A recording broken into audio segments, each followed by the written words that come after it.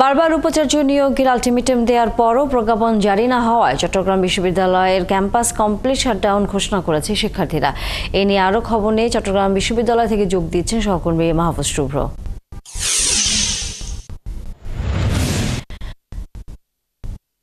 Mahfuz, complete shutdown ঘোষণার পর বিশ্ববিদ্যালয়ের অবস্থা কি এবং একই সাথে শিক্ষার্থীরা কি বলছেন? প্রজ্ঞাপন জারি নিয়ে কর্তৃপক্ষের সাথে কথা হয়েছে কিনা?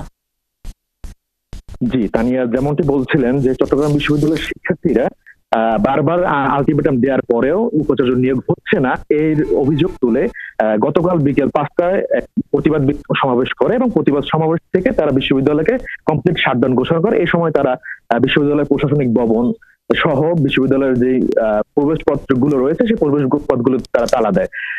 আমরা শিক্ষার্থীদের সাথে কথা বলেছি। শিক্ষার্থীরা যেমনটি জানিয়েছেন যে দীর্ঘদিন ধরেই তারা উপাচার্য নিয়োগের দাবিতে আন্দোলন করে আসছে। তবে তারা দফায় দফায় আলটিমেটাম দেওয়ার পরেও বিশ্ববিদ্যালয় উপাচার্য উপ উপাচার্য নিয়োগ হচ্ছে না এবং এটা তাদের ক্লাস কার্যক্রম ব্যাহত করছে, একাডেমিক কার্যক্রম বন্ধ রয়েছে, পরীক্ষা কার্যক্রম বন্ধ রয়েছে। এই জন্য তারা এক ধরনের সেশন জটের আশঙ্কায় তারা রয়েছে। আপনাকে জানিয়ে রাখি যে চট্টগ্রাম বিশ্ববিদ্যালয় প্রায় 3 মাস ধরে একাডেমিক কার্যক্রম, পরীক্ষা কার্যক্রম বন্ধ রয়েছে। ঈদুল আজহার বন্ধের পরে বিশ্ববিদ্যালয় শিক্ষকদের পেনশন স্কিমের কর্মবিরতির জন্য বিশ্ববিদ্যালয়ে তখন একাডেমিক কার্যক্রম বন্ধ ছিল।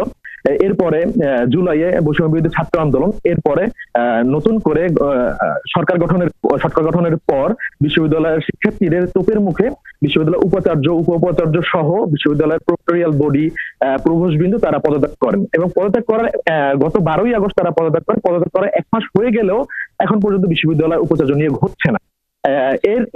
এর অভিযোগ বাংলাদেশের অন্যান্য স্বায়ত্তশাসিত যে বিশ্ববিদ্যালয়গুলো রয়েছে সেই বিশ্ববিদ্যালয়গুলোতে উপাচার্য নিয়োগ হয়েছে, তবে চট্টগ্রাম বিশ্ববিদ্যালয় এখনো উপাচার্য নিয়োগ হচ্ছে না। এ নিয়ে গত 8 সেপ্টেম্বর থেকে শিক্ষার্থীরা লাগাতার আন্দোলন করে যাচ্ছে এবং তারা দফায় দফায় আলটিমেটাম দিচ্ছে। আলটিমেটাম দেওয়ার পরেও বিশ্ববিদ্যালয় উপাচার্য নিয়োগ হচ্ছে না।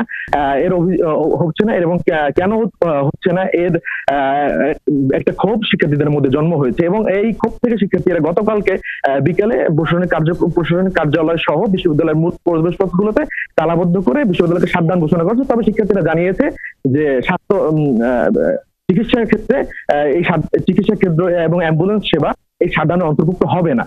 তবে বিশ্ববিদ্যালয়ের শিক্ষার্থীরা এটাও জানিয়েছে যে বিশ্ববিদ্যালয়ের নতুন উপাচার্য না আসা পর্যন্ত তারা বিশ্ববিদ্যালয় প্রশাসনিক ভবনে তালা খুলবে না এবং বিশ্ববিদ্যালয়ের গেট নতুন উপাচার্য এসে খুলতে হবে বলে তারা আলটিমেটাম দিয়ে জানিয়েছে। জি, চট্টগ্রাম বিশ্ববিদ্যালয় থেকে এই ছিল আমার কাছে সর্বশেষ।